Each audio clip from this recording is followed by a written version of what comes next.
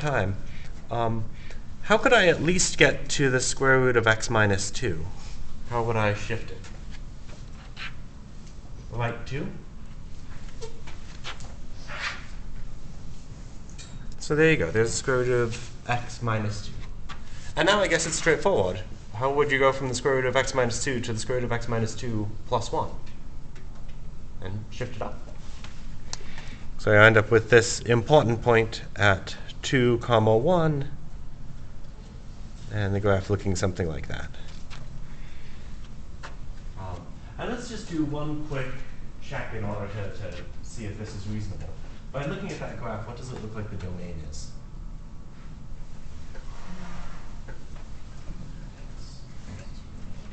To infinity? So by looking at the graph, it sure seems like the domain is 2 to infinity. Let's see if that makes sense. How would you compute, so from just this formula, how would you compute the domain? You would think, well, what's the bad stuff that could happen? Nothing bad could happen just adding 1, so you can forget about that. What types of numbers are you allowed to see in the square root, though? Positive. Well, also that. So if you wanted to compute this thing's domain, you would want to solve x minus 2 bigger than or equal to 0. Nope, bigger than or equal to 0. Because those are the types of numbers you can see under a square root. When you solve that inequality, what do you get?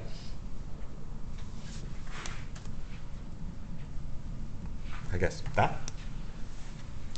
Does that agree with the domain we computed by looking at the graph? Okay, yeah, but I think I believe the graph.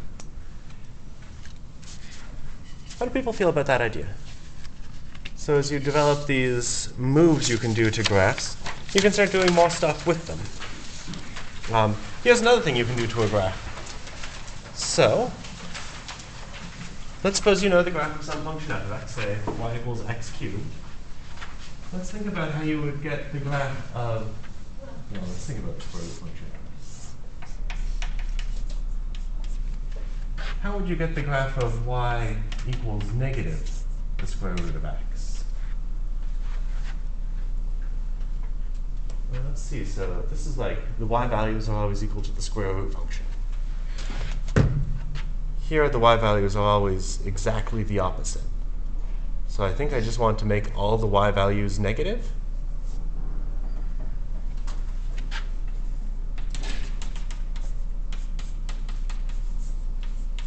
That seem right? And let's maybe even just check it for one number. What's a number that's easy to plug into the square root function? 1. What's the square root of 1? When you put a negative sign in front of it, you get, yeah, this looks like it probably passes through 1, negative 1. I haven't been careful with scale at all, but I can tell what's positive and negative. So in general, if you know the graph of a function, you can get the graph of negative that function by flipping over the x-axis. That makes sense? And that's exactly what happened here. Just all the y values became negative. That's achieved by flipping over the, oh, yeah. That's achieved by flipping over the x-axis. Let's try another one. Let's try to get the graph of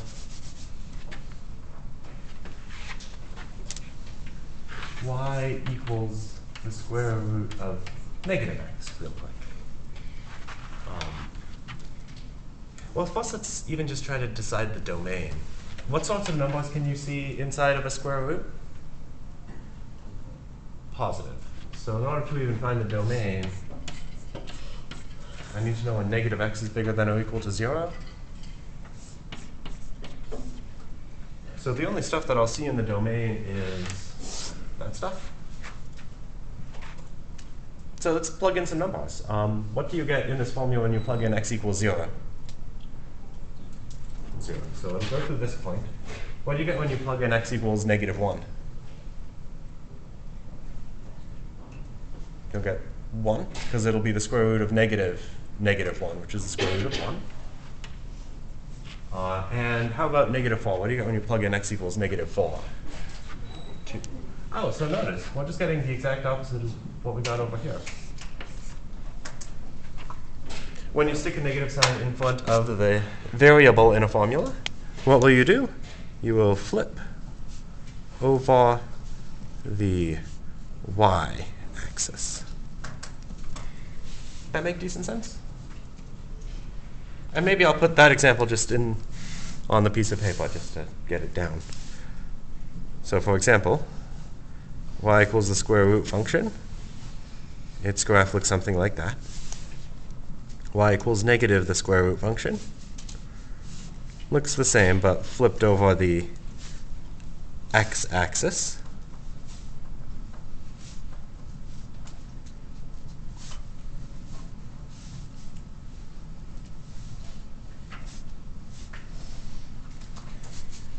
That seem pretty okay? So that's another move that we can do. We can stick negative signs in front of stuff. So the last thing I want to do in this note packet before we introduce another set of transformations that we can apply is let's just put them all together. So let's suppose you wanted to sketch the graph of negative x plus 3 quantity squared plus 4. And we'll even walk through it one step at a time. So let's try to go from y equals x squared to this function by doing some sequence of putting negative signs in front of some stuff and adding and subtracting some things.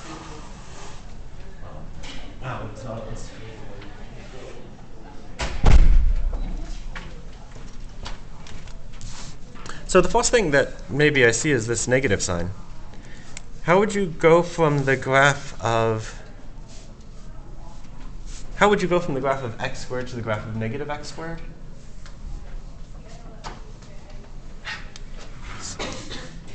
So if you started with x squared, there it is, how would you get the graph of negative x squared?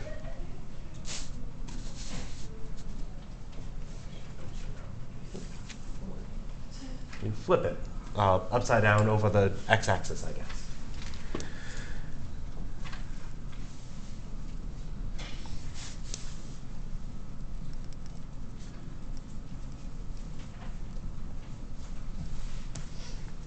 All right, so next, how would you go from the graph of y equals negative x cubed to this, negative x plus 3 quantity cubed?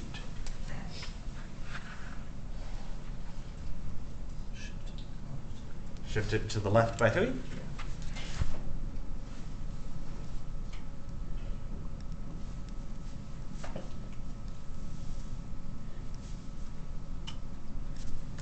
Fair enough. And finally, what would you do when you add that 4?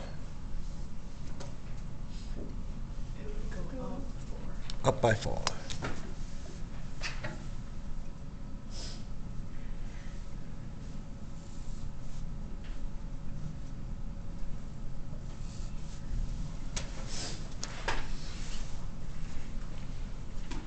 That seems pretty okay?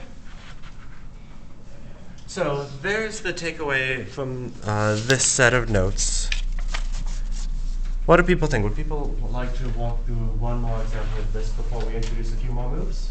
Their demand for another example, we'll walk through it? Cool. Let's do one more. Let's try to sketch the graph of negative the square root of negative x plus 3 plus 1. And maybe I'll even specify an order that will walk well. And if people want, I can explore why that's the right order to do things in.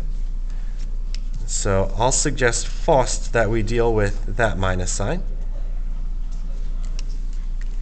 and that we deal with this minus sign next to the x last. And the order will wind up mattering a decent amount. So let's go through and try to do it. So I guess that means I want to start from y equals the square root of x. Oh, yeah. Thank you.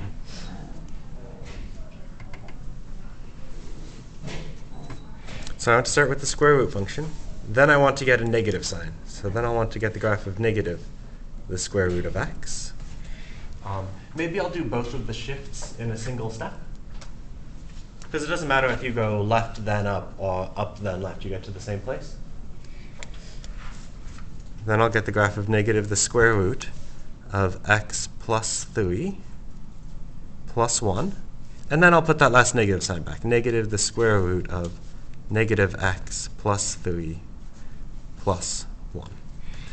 And maybe we'll even, just in order to highlight that you can check everything using a machine, we'll check if this is a reasonable graph.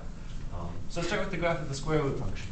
It's one of these elementary functions that you should just internalize. It looks something like that. So from that, how do you get the graph of negative the square root of x? You flip it over the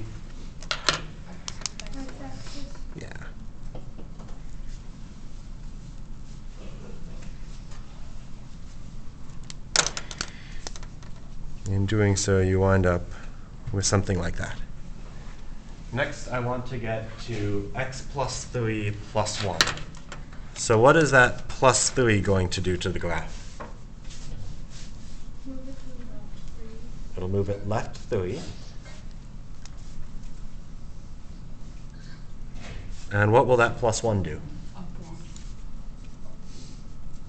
So let's do that next. So this point, which is right now at 0, 0, will now be at 1, 2, 3, 1, left 3, up 1.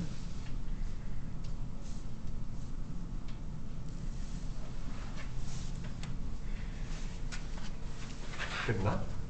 And finally, it looks like I just want to put a negative sign in front of the x in that formula. What does that do to the graph?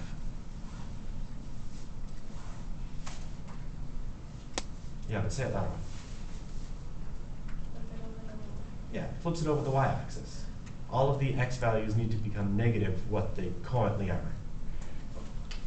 So now, this point, which is at negative 3, 1, will move to 3, 1.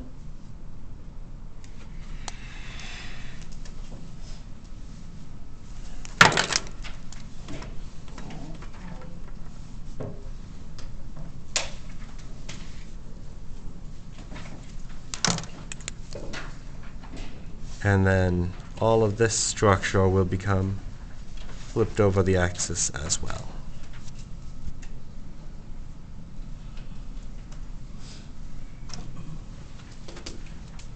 How does that seem? That seem pretty natural? So let's think about what would happen if we did those moves in a different order. So what if instead, and I'm going to move to the bottom, so I'm going to do something wrong. I'm going to take those same moves, we'll do the moves in a different order, we'll see that we'll get a different graph, and then we'll think about what we actually graphed. So what about this? So what if instead, we started with the graph of y equals root x. Oh, I got this on the back. I think it's better to do it on the paper. Back sheet's empty. So what if we did this in the wrong order? What if we started with y equals root x?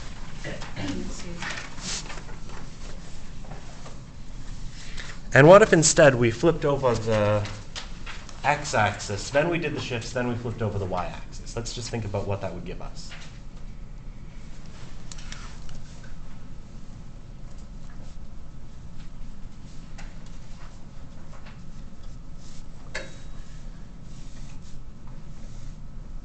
So if we flip over the y-axis, well, something like that. Oh, god damn it. I didn't draw the original graph. And now let's do the shift. And the shift was, I just have like no short-term memory. It was up 3, left 1. Left 3, up 1. Yeah.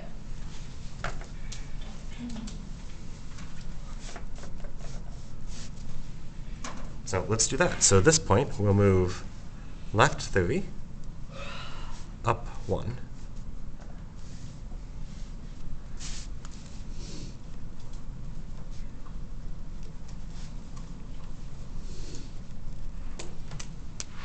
And now let's flip it over the x-axis and see what we get.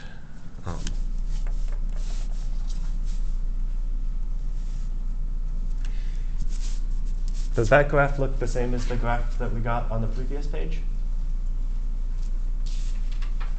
I hope not. Right, it should look similar because it came from the square root and then we did some stuff. Let's think about what this is actually the graph of. And let's do it by making each of these moves one at a time. When we flip over the y-axis, how does that change the formula?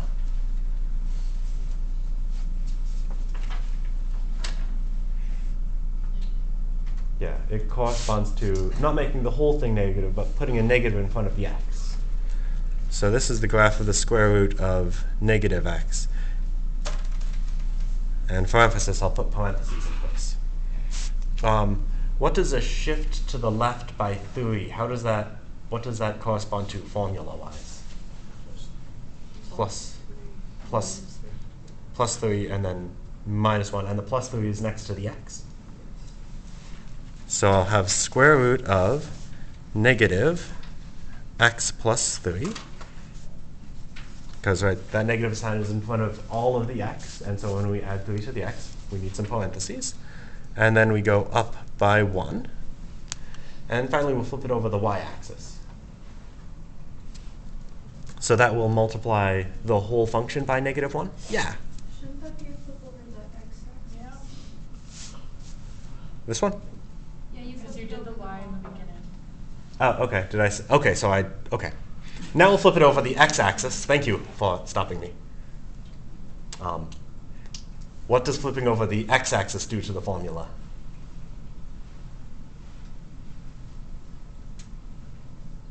If there's a negative in front of the whole thing. Yeah, multiplies the whole function by negative 1. So parentheses will be important, so that'll be negative the square root of negative x plus 3 plus 1. Let's simplify that out and see what we've actually graphed. So I guess we should distribute that negative sign across. Get the square root of negative x minus 3. Then I'll distribute that negative sign.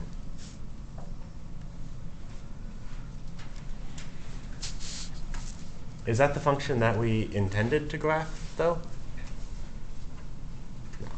No. So if you take these moves and are overly liberal with what order you want to do them in, just if you impose any order you want, you should pay attention to what function you wind up graphing. You might wind up not graphing what you think you should be. On the other hand, there is an order that you can impose on these moves that guarantees that you do wind up with what you think you do. There's not a tricky issue with order of operations. So maybe before I move this over, do people have any questions they want to ask about that before we introduce a few new moves? Okay. So here is an order that I will suggest doing things in. So first deal with, you'll notice that there's an a next to it, and we'll deal with that a in a moment. First deal with whatever's in front of the whole formula. Deal with that first.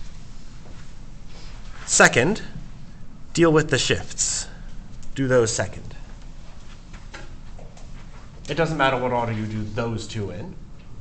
Like going left then up is the same thing as going up then left. And then finally, do the flip over the y-axis if needed last. But now let's just think about what sticking a number in front of x or a number in front of the function, how that'll change the function. And so let's maybe even just see this in a single example.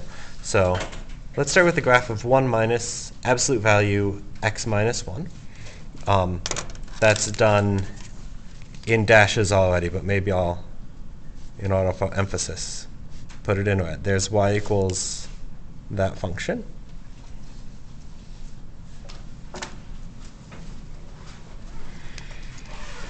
Here are the graphs of f of 2 times x. So that would, I guess, be 1 minus the absolute value of 2x minus 1. I put a 2 next to the x in the formula. Oh, and I guess I'm even imposing color traces there.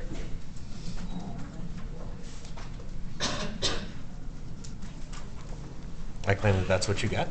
And finally, the result of multiplying the whole function by 2, namely 2 times 1 minus the absolute value of x minus 1.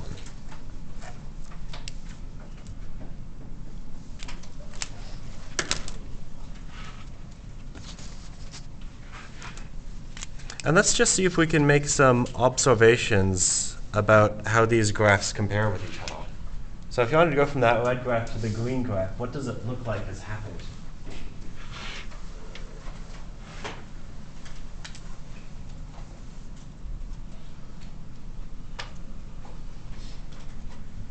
Do the red and green graphs look similar in any way?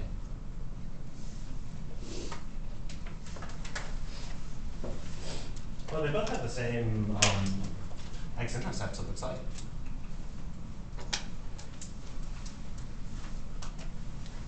And they certainly both have a similar, like, pointy structure. But how do they differ? What are some differences between them? Yeah. Their peaks are different. Yeah, the peak has been moved. The peak looks like it has been doubled in height. If the peak used to be at a height of 1, now it's at a height of 2. How about the slopiness of the thing? It's been vertically stretched. Everything vertical has been doubled.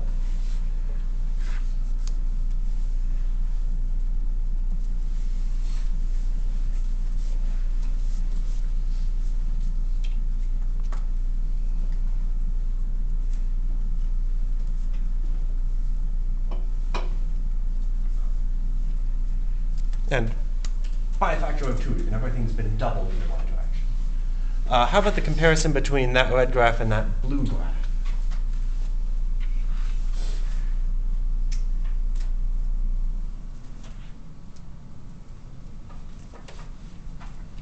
Let's just think about some corresponding points.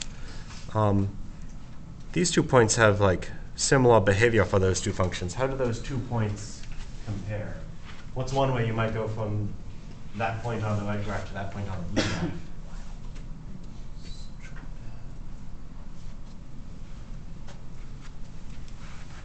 It looks like the x value has been like halved. The x value is half of what it used to be. Here are 2 other points that seem similar. Does the same pattern hold? To go from that point to that point, does the x value get divided by 2? Yeah, 2 divided by 2 becomes 1. So it looks like, at a glance, all x values get halved. So maybe you might think of this as the graph is becoming compressed vertically, compressed horizontally.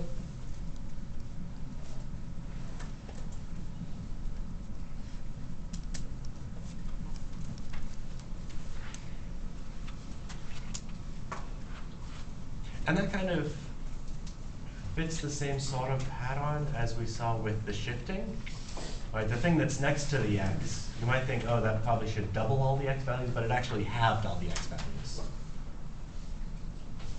Just like how when you add a number to the x values, you don't shift right, you shift left. Somehow the intuitive thing is everything in the parentheses does the opposite of what you expect it should. So this sort of rule happens in general. If you take any positive constant, and you know what the graph of y equals f of x looks like, then you can get the graph of y equals c times f of x by stretching vertically by a factor of c. All y values will get multiplied by c.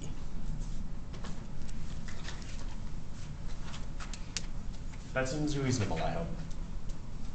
You multiply a function by a number, that means you're multiplying all the outputs by a number, but outputs are y values. So all the y values are getting multiplied by that number. When you multiply the x in a formula by a number c, you will instead compress horizontally by C, meaning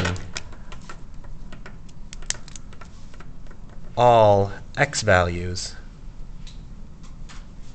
get divided by that number. So let's just add those two moves to our repertoire and see what we can graph. Do you think we could use those moves to sketch the graph of negative the square of 1/2 x minus 2 plus 3? Yeah, presumably, if I've stated this as an example. And let's even do those moves in the order assorted. So which of the symbols, well, first I guess I want to give myself more space. There's the graph of y equals x squared. Yep, thank you all. Have I always been that bad about keeping the material on the screen? Today's particularly bad, right? Okay, I feel like I'm doing worse than normal. Which, I mean, everyone has good days. What's the most symbol in that formula that we should deal with if we're graphing this one ingredient at a time? Let's deal with that first. What's that going to do to the graph? Flip over the x-axis.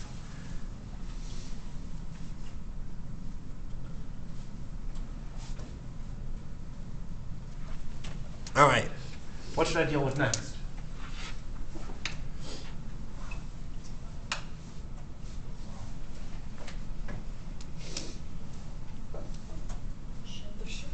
The shift. I see, I think a -2 and a +3. So I should shift it how far to the left or right? 2 to the right, and so I'll take this point. It will go 2 to the right, and then 3 up, and then I'll try to copy down the exact same graph.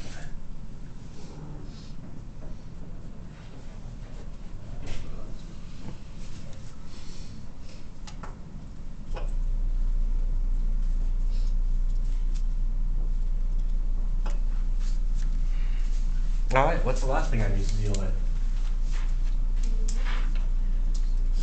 The 1/2 next to the x. And that's, all right, so the next thing there will be negative 1/2 x minus 2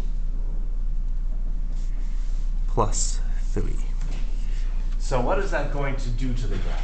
What does that 1/2 do? And I think I want to take a moment and parse it out and we can think about what that will mean. So I'll emphasize that form of the instruction. All the x values get divided by c. So in this step, all x values get divided by 1/2. So what does that mean? That means all of the new x values will be the old x values divided by 1/2. But what does division by 1/2, what's that the same as? Multiplying by 2? Right, whenever you divide by a fraction, you're really multiplying by the reciprocal.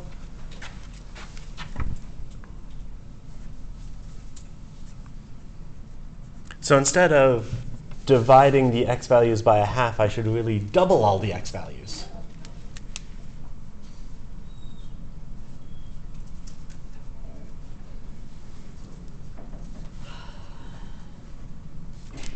That is to say,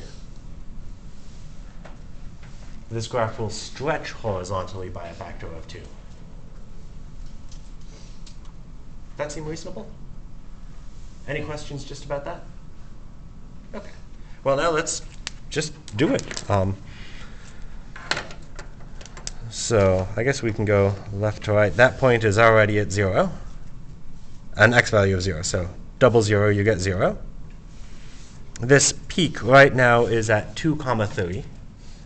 So where will the point 2, 3 go after I do this stretch?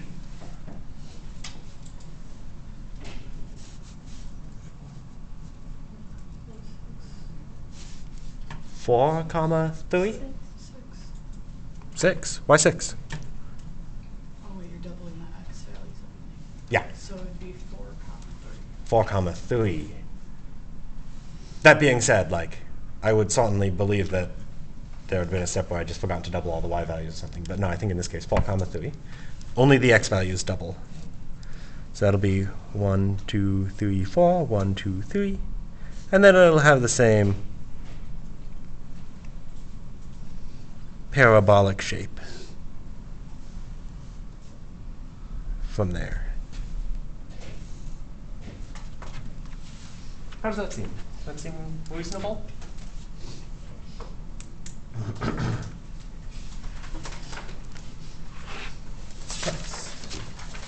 So,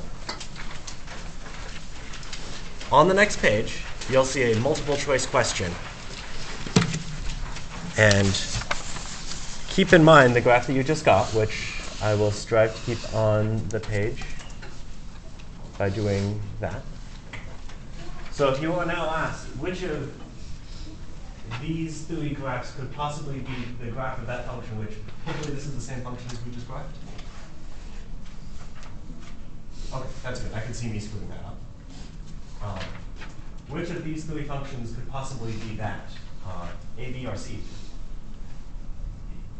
Okay, that looks like it has that peak in the right place. The bottom's out at about the right place. It looks like this one.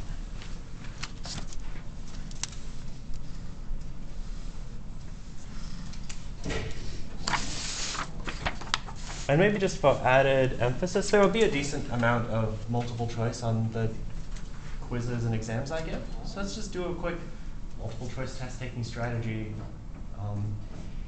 side note. If you forgot everything about how you're supposed to do this, do you think you could just check if that's a correct answer? How? What is a point that you can see on that graph?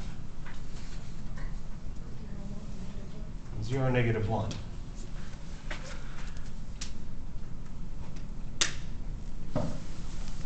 So that means it should be the case that if I plug in x equals 0, I should get y equal -1. Let's just do that as a quick sanity check. Plug in x equals 0, we'll get -1/2 times 0 minus 2 quantity squared plus 3. And I don't want to do it myself, but does that work out to -1?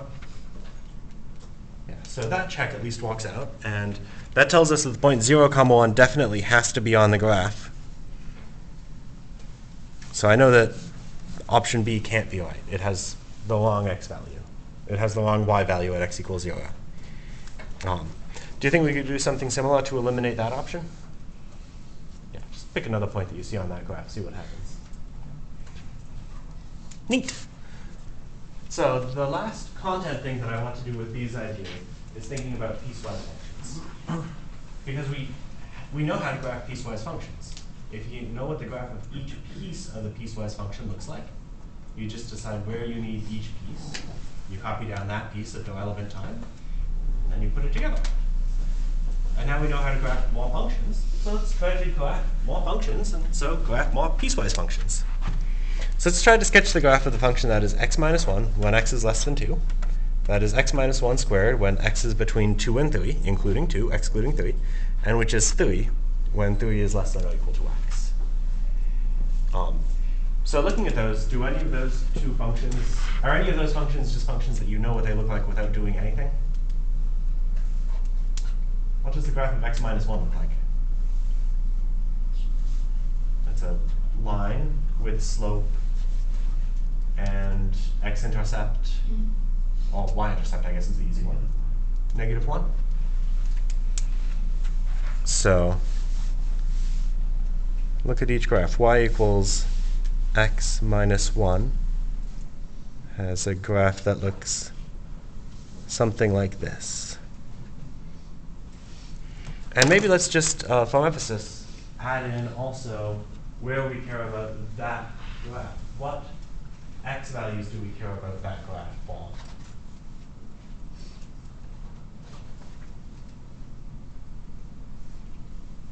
X values that are less than 2.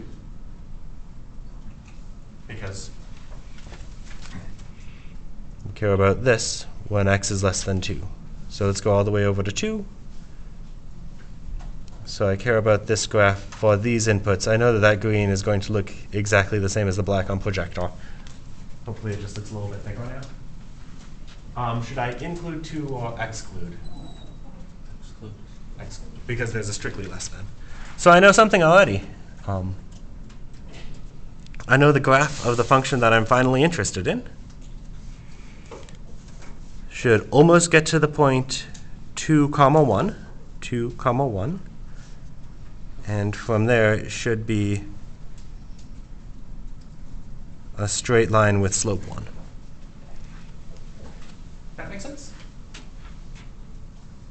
I don't know, often we've done this like left to right, but instead maybe I'll go from like, I'll do the hardest one last.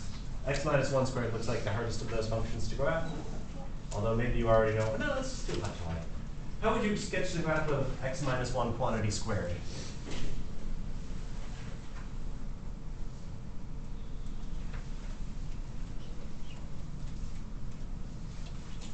Well, you'd start with the graph of y equals x squared, and then what would you do to it? Shift it right by 1. So you would start with the graph of y equals x squared, which I have grid marks, so I should abide by them. I'll take that and I should shift it right by 1.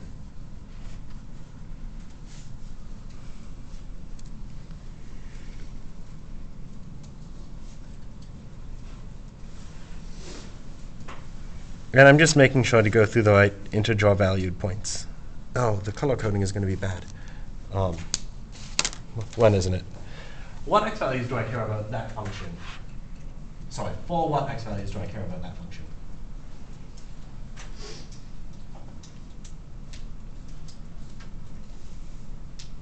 X values that are, I think, between 2 and 3.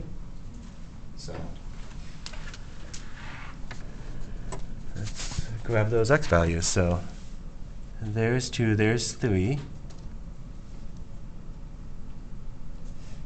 So I'll get a graph that looks something like that. Should I include or exclude 2?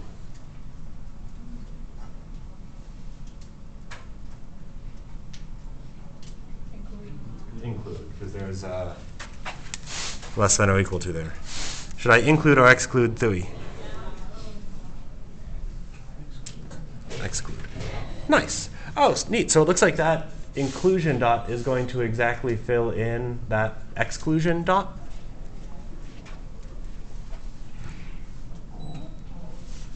And it's going to make it up to 1, 2, 3, 1, 2, 3, 4.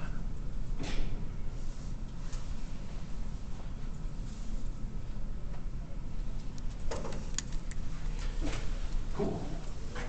What does the graph of y equals 3 look like? It looks like the graph of y equals 3. Yeah. 1, 2, 3. And I'm incapable of even drawing a straight line when I have a straight line to follow. You know what I meant to draw. What x values do I care about that graph overall?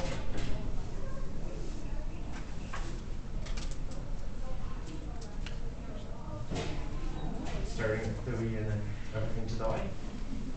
So let's start at 3. X equals 1, 2, 3. 1, 2, 3. And everything to the right. Should I draw an open circle at that right endpoint? Nope, left endpoint? Or a solid dot?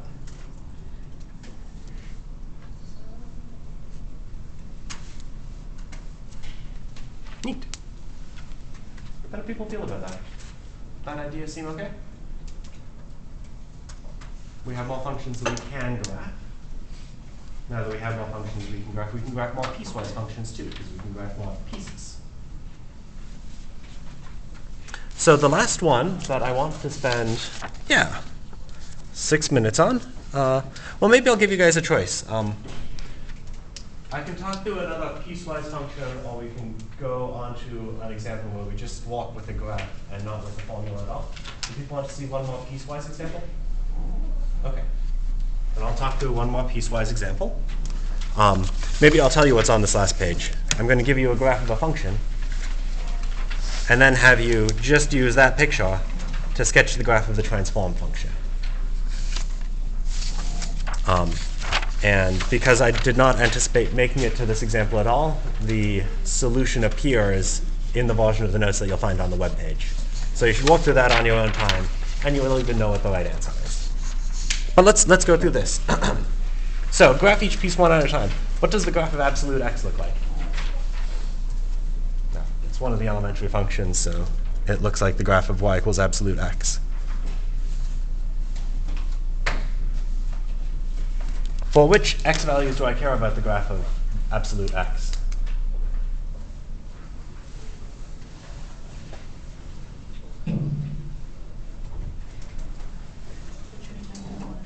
Between -1 and 1. So I care about it for those x values. And it looks like I want to include those endpoints. So I'll go down to the space that I've provided for the final answer. I know that the graph will definitely contain that much. Absolute value, but just between -1 and 1. One of the other pieces, the piece that I guess we'll use when x is less than -1, is the graph of negative x plus 1 squared plus 1. So there's the graph of y equals x squared. How do you go from the graph of y equals x squared to the graph of the thing that I actually asked for?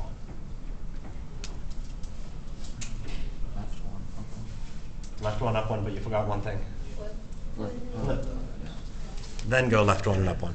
So first flip, and I have enough space.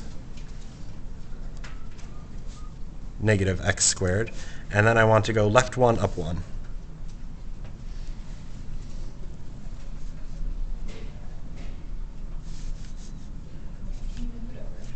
Yeah, sorry. Should just zoom out a little bit. There's the graph of y equals negative x plus 1 squared plus 1. What x values do I care about that graph?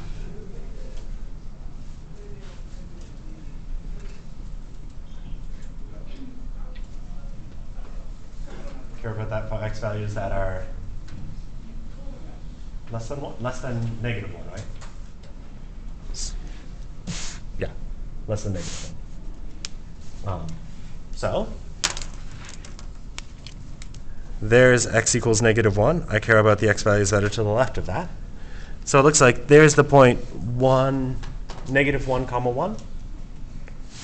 There's the point -1, comma 1. So it looks like it's even going to match up.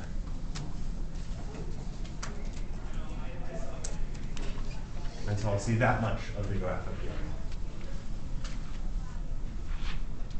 How do people feel about that? That seem okay so far?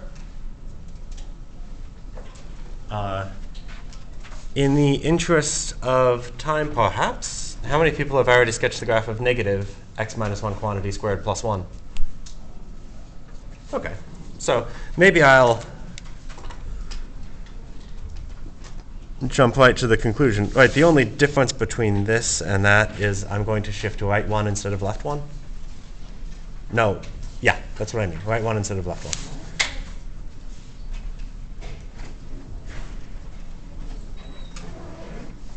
So that graph will look something like that. What x values do I care about that graph? When x is greater than 1. So I'll start at 1. I'll go right.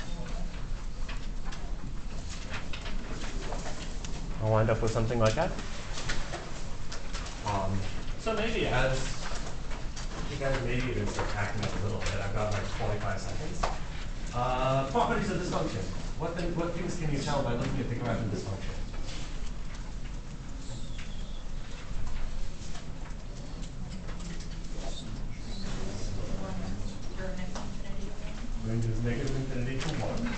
Inclusive? What else can you tell me? The symmetry over the y-axis. It's got the symmetry over the y-axis. So that means the function is even or odd? Even. So it's an even function. Can you tell the intervals whereon this function is increasing?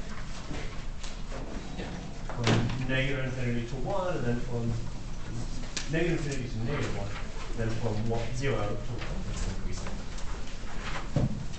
Can you get an idea of where the x and y intercepts are? Where's the y-intercept? 0.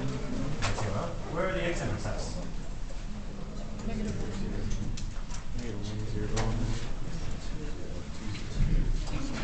Like negative 2-ish, 0-ish, 2-ish. And because those somehow seem approximate at this point, you would want to check that now by plugging in x equals plus or minus 2. I think it works out.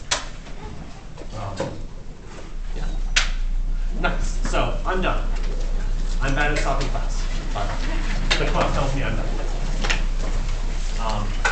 Look online for group assignments. On the other hand, you won't hear about the group assignments until 23 hours from now.